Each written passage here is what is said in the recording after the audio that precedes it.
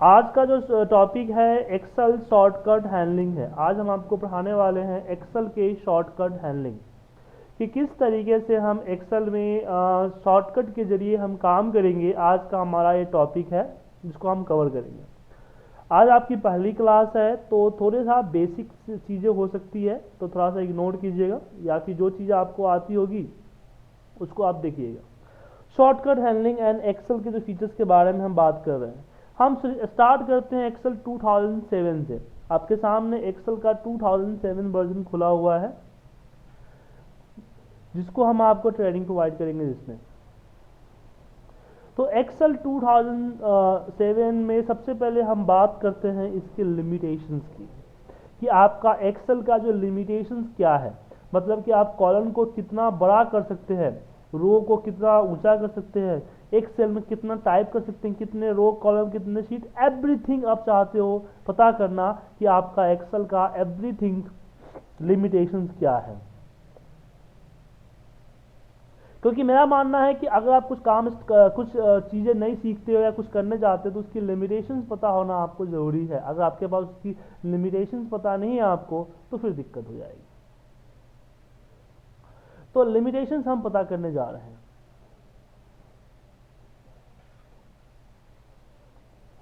तो इसमें सबसे पहले हम ये एक चीज़ जानना चाहते हैं कि लिमिटेशंस पता करें तो कहाँ से पता करें।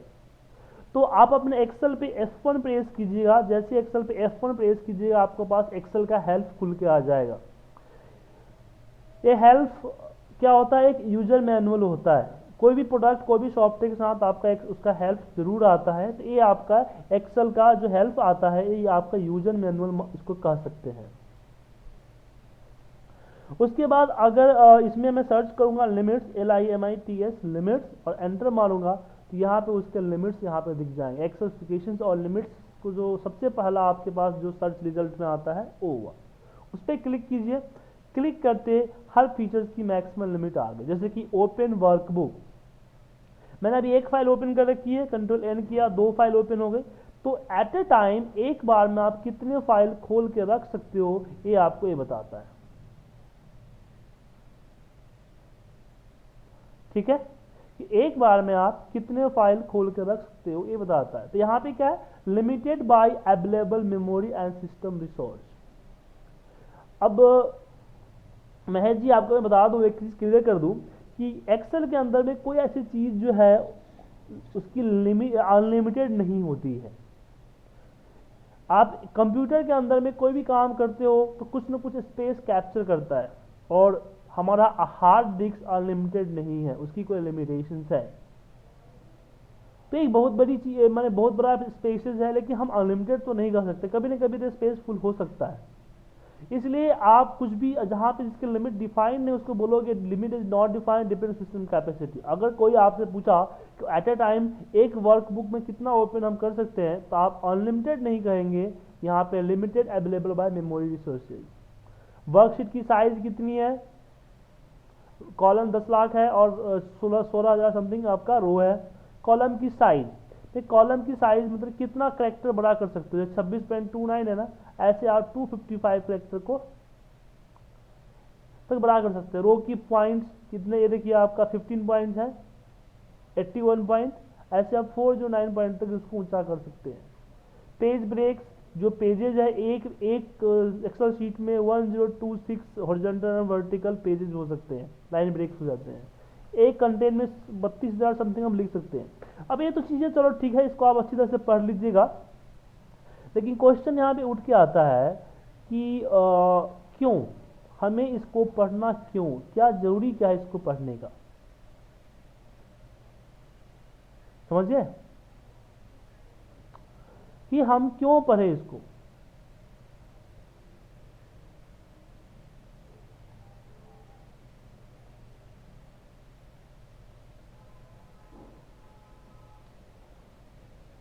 हेलो सर, सुन पा रहे मुझे? ओके। तो यहाँ पे कहते हैं कि लिमिटेशन हम क्यों पढ़े, क्या जरूरत क्या है इसको रट्टा मारने की, मतलब कि हमें क्या जरूरत है कि हमारा इसकी कॉलम की साइज कितना बड़ा, जितना बड़ा होना होगा उतना बड़ा हो जाएगा। तो मुझे ये जानने की क्या जरूरत है कि इसको कितना बड़ा हम कर सकते हैं। देखिए, या फिर एक सेल में हम कितना टाइप कर सकते हैं, इसकी ज़रूरत क्या है इस चीज़ को जानने की।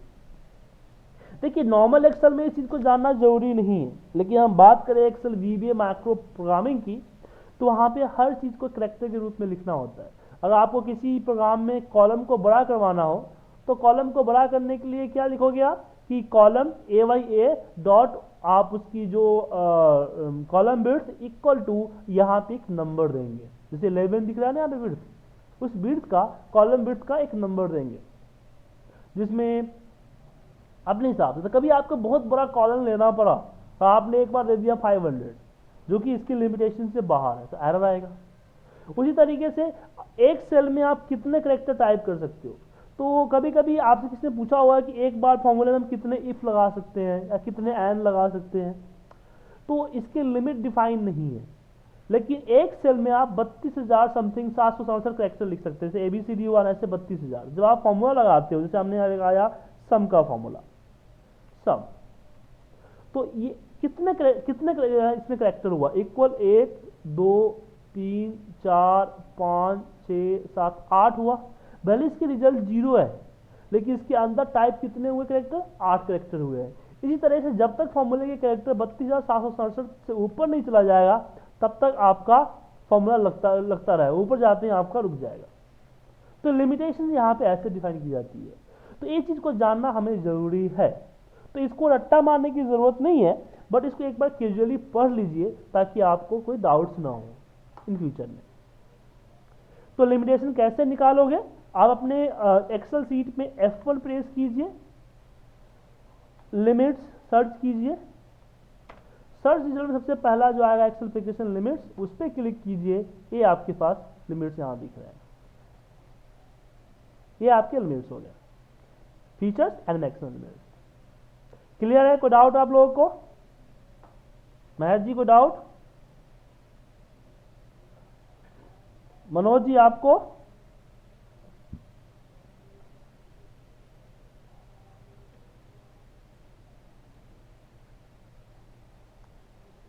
मनोज जी मैं आपको नहीं सुन पा रहा हूं, तो आप हेडफोन पे, इस पे चैटिंग पे दे सकते हो।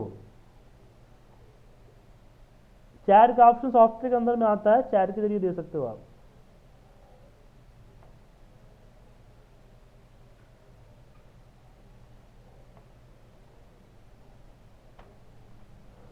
मैं दिखा देता हूँ चैट का ऑप्शन कहाँ पे होता है। यहाँ पे देखिए, नाम के नीचे चैट होगा, इस पर क्लिक कीजिएगा, शो कंट्रोल पैनल, और इसमें चैट होगा, देखिए कॉर्नर में होता है।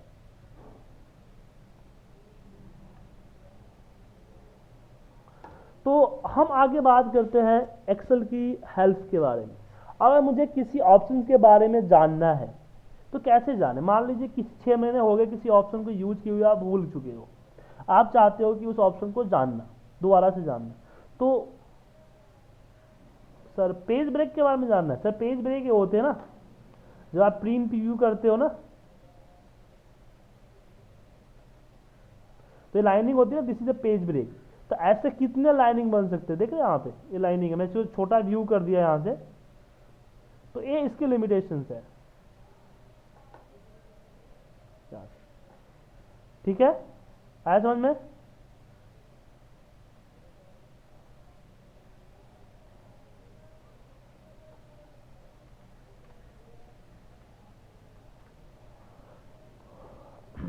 अब इससे आगे बढ़ते हैं। अब नेक्स्ट टाइम मेरे पास यहाँ पे जो चीज़ें आ रही है वो आ रही है कि मैं एक्सेल के किसी ऑप्शन के बारे में इंफॉर्मेशन कहाँ से लूँगा। मान लो 6 महीने हो चुके हैं, आप कोई चीज़ अप्लाई किया तो भूल गया, थोड़ा सा उसके बारे में पता चल जाए तो आपको उसका आइडिया मिल जाएगा। तो उसके लिए हम उस पर्टिकुलर ऑप्शन पे जैसे कर्सर ले जाएंगे, उसके बारे में आपको एक शॉर्ट डिटेल्स यहाँ दिख जाएगा। अगर इससे भी समझ में नहीं आता है तो नीचे F1 लिखा हुआ है, F1 प्रेस कीजिए।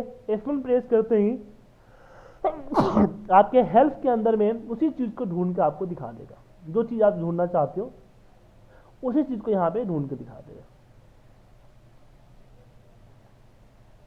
ठीक है,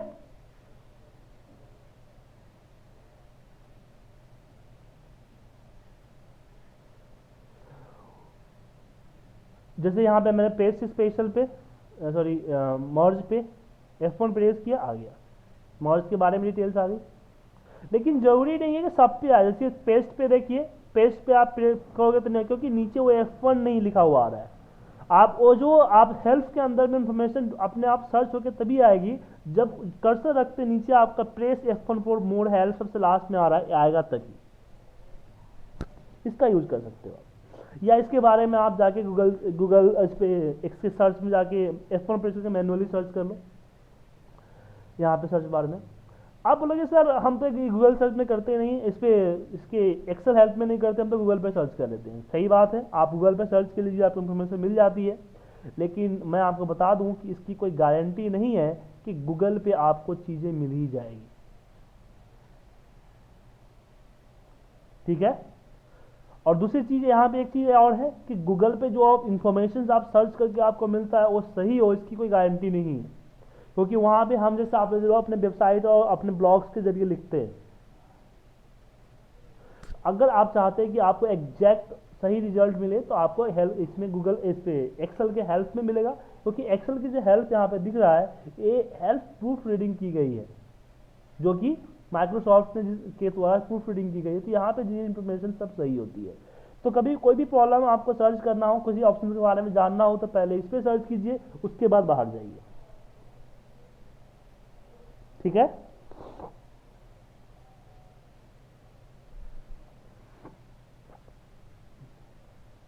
अब चलिए आगे चलते हैं। अब बात आती है शॉर्टकट्स की। हम शॉर्टकट्स हैंडलिंग की आज की क्लास है, तो हम शॉर्टकट्स पर डिस्कस करते हैं। तो शॉर्टकट्स की बात आती है तो शॉर्टकट्स में मतलब कि क्या होता है शॉर्टकट। किसी भी ऑप्शन को हम दो तरह से काम करते हैं। एक तो हम उस पर पॉइंट करके कर्सर से, दूसरा हम कंट्रोल C मतलब कि कीबोर्ड के शॉर्टकट से। तो कीबोर्ड के जरिए अगर आप काम करते हैं तो आपकी जो स्पीड है माउस का अपेक्षा 25% ज्यादा होती है। यस सर, हाँ महेश जी, आप माइक्रोसॉफ्ट पे भी सर्च कर सकते हैं, लेकिन वो तो ऑनलाइन हो जाएगी ना, ये आपकी ऑफलाइन है। आप मान लो कि बहुत सारे कंपनीज में क्या होता है कि इंटरनेट एक्सेस नहीं होता है, तो उनके लिए एक्सेल हेल्प सही है।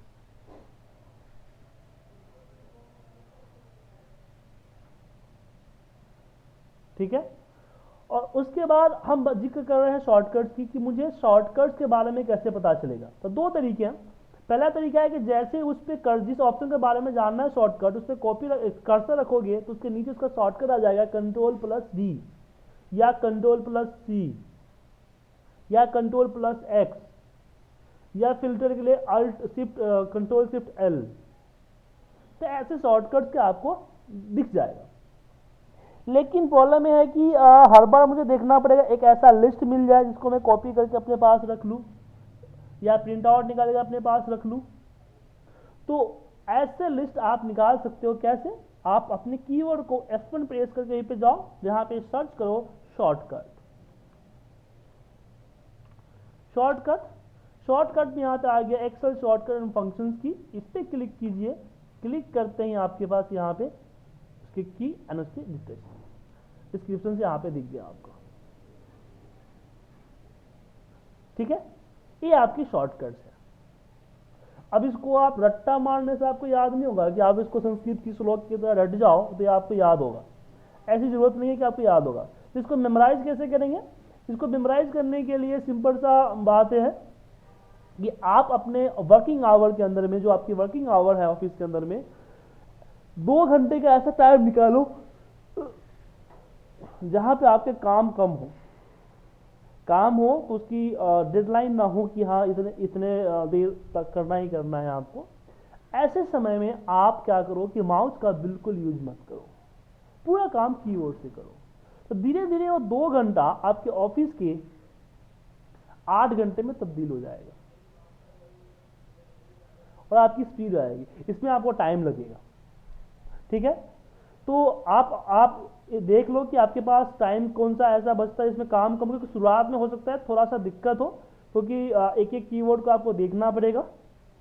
इसलिए आप अपने हिसाब से देख लो कि आपके पास कौन सा टाइम बचता है।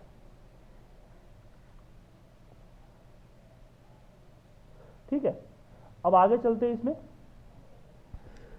अब मैंने आपको सलाह तो दे दिया कि आप कीबोर्ड के बगैर, माउस के बगैर कीबोर्ड से काम करो, लेकिन प्रॉब्लम इज कि आपको हर काम कीबोर्ड से नहीं हो सकता, हर काम आपको कीबोर्ड से नहीं हो सकता। जैसे मुझे कलर करने थे, कलर करने के लिए कोई शॉर्टकट नहीं है, ये डायरेक्ट शॉर्टकट नहीं है, या है भी तो आपको याद नहीं। तो ऐसे केसेस में आप अपने कीबोर्ड का ऑल्ट की प्रेस करोगे, ALT ऑल्ट की, अल्टरनेट की जो बोलते हैं उसको, ऑल्ट की प्रेस करोगे, तो ऑल्ट की प्रेस करते आप देखिए आपके मेनू बार सारे एक्टिवेट हो गए, और हर मेनू बार के सामने एक न एक अल्फाबेटिक यहाँ पे डल गई। ये अल्फाबेटिक क्या है? ये अल्फाबेटिक आपकी शॉर्टकट्स है, ठीक है। अब मैं कलर अप्लाई करना है, तो कलर किसके अंदर में? होम के अंदर में। तो मैं वापस H दबाऊंगा क्योंकि होम पे H आ रहा था, तो होम मेनू में जितने भी ऑप्शंस है सब आपके हाईलाइट हो गए, सबके सामने इस तरह का बॉक्स में बना हुआ नाम आ गया। वापस H दिया, वापस कलर सिलेक्ट करता हूं अपना कलर और एंटर मारता हूं, ठीक है। इस तरह से बॉर्डर अप्लाई करना है तो ऑल्ट, बॉर्डर H के अंदर, होम के अंदर है, वापस H, B और A। फर्स्ट टाइम दिक्कत हुआ, सेकेंड टाइम मुझे याद आ गया, alt B H, sorry alt HBA, ठीक है। एक सेकंड, हेलो, यस, मैं सुजीत बात कर रहा हूँ एडवांस एक्सेल ट्रेनिंग सेंटर से।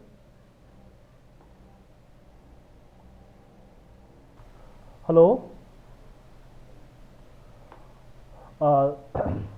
सॉरी सर, एक कॉल आ गया था। तो मैं बात कर रहा था कि आप ऑल्ट की जैसे ही प्रेस करोगे, तो ऑल्ट की प्रेस करते ही आपके ऊपर मेनू बार एक्टिवेट हो जाएंगे, जिस मेनू बार में जाना है वो आप कर्सर दबा दीजिए, वहां चले जाइए। तो जो जहां जिसके शॉर्टकट्स आपको याद नहीं है, उसके शॉर्टकट्स के लिए आप ऑल्ट की के साथ इसका यूज कर सकते हैं, ठीक है। समझ में आया आप लोगों को? महेश जी, समझ में आया? अब बात आती है, अगर आपको राइट क्लिक करना हो तो आपके पास कीबोर्ड में राइट क्लिक का ऑप्शन भी होता है, उसको यूज कर सकते हो। अब राइट क्लिक करने के बाद जो ऑप्शंस आपके यहाँ पे दिख रहे हैं ना, हर किसी के नीचे अंडरलाइन है, कोई ना कोई कैरेक्टर है, वो आपके शॉर्टकट है। फॉर्मेट सेल पे क्लिक करना आपको, तो F के नीचे अंडरलाइन है, तो आप कीबोर्ड के जो बटन उसे राइट क्लिक किया और F दबा दिया तो सीधे आपका फॉर्मेट सेल पे क्लिक हो जाएगा, तो इंडिकेटर होता है अंडरलाइन। अब मानो इस तरह से जो डायलॉग्स खुल के आते हैं, चाहे फॉर्मेट सेल के हो या पिवट के हो, उन सबों में आप टैब से, उसके टैब और एरो की से उसके अंदर हैंडल कर सकते हैं, टैब और एरो की। अगर आपको नेक्स्ट टैब में जाना है, अलाइनमेंट पे जाना है, तो उसके लिए आप कंट्रोल टैब यूज कर सकते हो, फिर टैब से इसके अंदर मूव कर सकते हो। और अगर किसी पे क्लिक करना हो तो इसके नीचे एक तो उस पर आप टैब करके 1 बाय 1 चले जाओ, या उसके नीचे जो अंडरलाइन है इसे मर्ज करना है, तो अंडरलाइन में M है, M के नीचे उस पर अपने आप क्लिक हो जाएगा। सेम ऐसे सब में आप यूज कर सकते हो।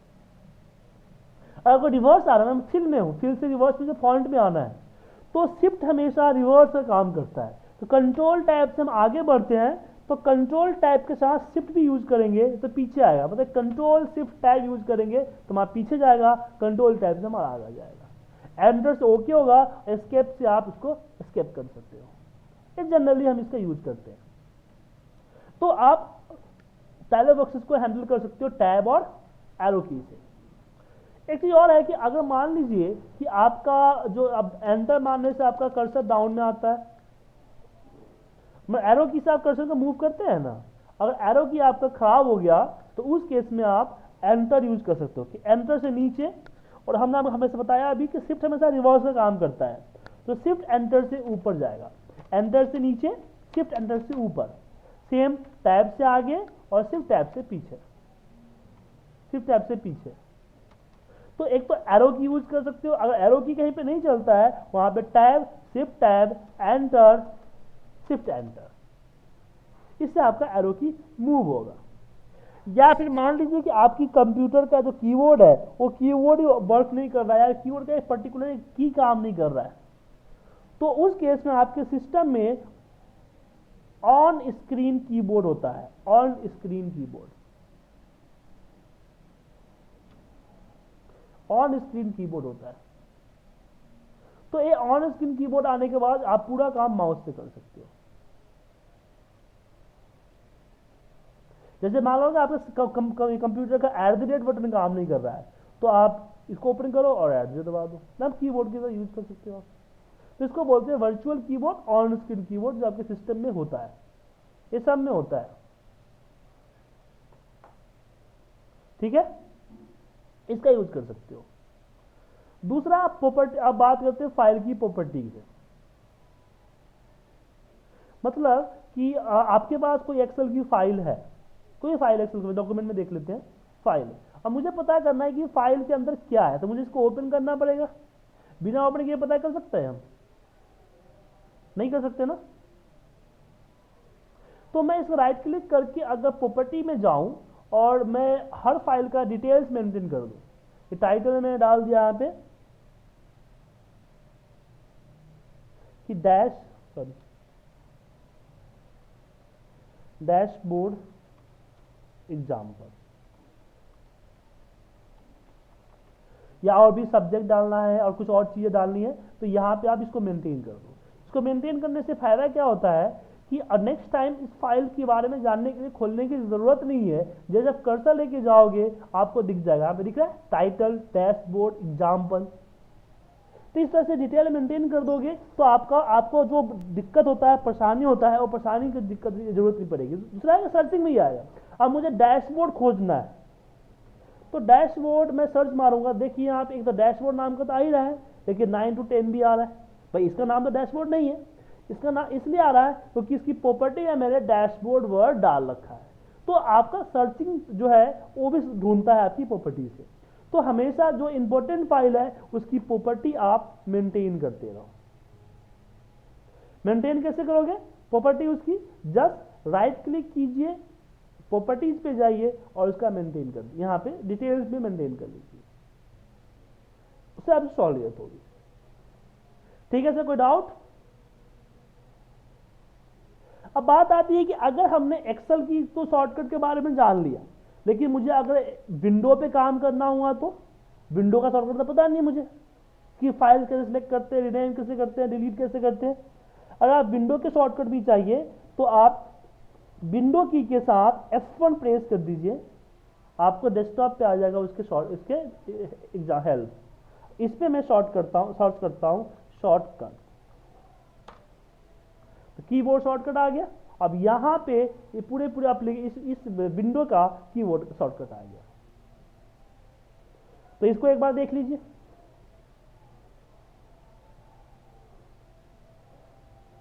ठीक है, विंडो का शॉर्टकट आ गया आपको।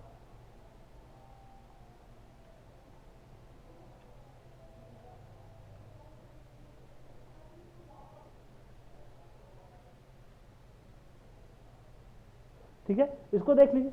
ऐसे आपके जिस एप्लीकेशन का शॉर्टकट चाहिए उसके हेल्प से आपको मिल जाएगी। ये तीनों शॉर्टकट मैं आपको मेल कर देता हूं, क्योंकि पता नहीं आपके सिस्टम पे हेल्प खुलेगा कि नहीं खुलेगा, इसलिए मैं आपको ये तीनों का मेल कर देता हूं, आप इसको एक बार पढ़ लीजिएगा। ठीक है, तो आज मैंने आपको शॉर्टकट्स हैंडलिंग के बारे में बताया कि किस तरह के आप शॉर्टकट्स यूज करोगे, लाओगे, लिमिटेशंस के बारे में मैंने आपको बताई। कल की क्लास में मैं आपको बताऊंगा और जो आगे होम मेनू के चीजें हैं उस चीजें पे हम कल की क्लास को हम करेंगे। तो कल से हम 10 बजे की क्लास होगी। ठीक है, और कल क्लास थोड़ी सी लंबी हो सकती है, फ्राइडे में क्लास थोड़ी लंबी होती है। ठीक है, तो इसका ध्यान रखिएगा कि फ्राइडे में जो क्लास होती है वो थोड़ा क्लास लंबी होती है। तो कल 10 बजे मिलते हैं, और कोई डाउट्स है, कोई क्वेश्चंस होंगे तो आप मुझे फोन कर सकते हैं, मेरा नंबर आप लोगों के पास है ही। ठीक है, ओके बाय, मिलते हैं नेक्स्ट ट्रेनिंग में।